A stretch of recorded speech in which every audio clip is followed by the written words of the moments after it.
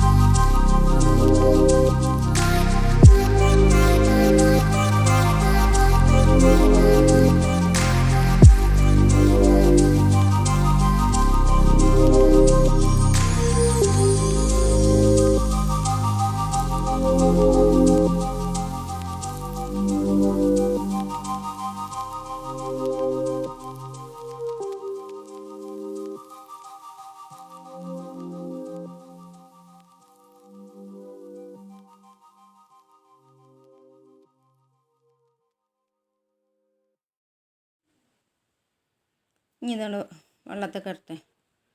വെള്ളത്തൊക്കെ ഇട്ടുങ്ങാണ്ടേ ഇതാ അങ്ങനെ ഉണ്ട് കടഞ്ഞെടുക്കണം.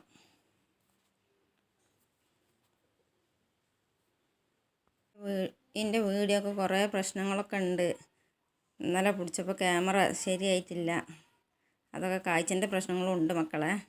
ക്ഷമിക്ക്, ഇൻഷാ അല്ലാഹ് ഒക്കെ ശരിയാവും. അപ്പോൾ അങ്ങനെയൊക്കെ അങ്ങനെ പോട്ടെ. കൂടുതലായിട്ടൊന്നും ചെയ്യാനോ ഒന്നും എടുക്കാനോ ഒന്നും ആയിട്ടില്ല. റെസ്റ്റിലാണ്. അപ്പോൾ അതുകൊണ്ടൊക്കെയാണ്.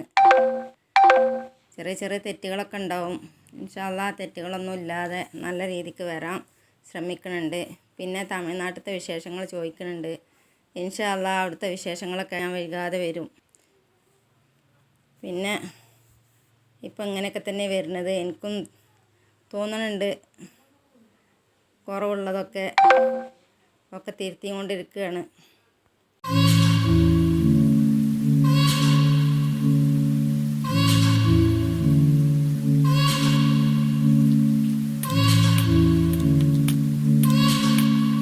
ഇതാ അപ്പം എണ്ണിത്തണ്ട് ഇട്ടിക്കണ അടിയിൽ പൂളി അതിൻ്റെ മേലെ കണ്ടിട്ടുങ്ങാണ്ടേ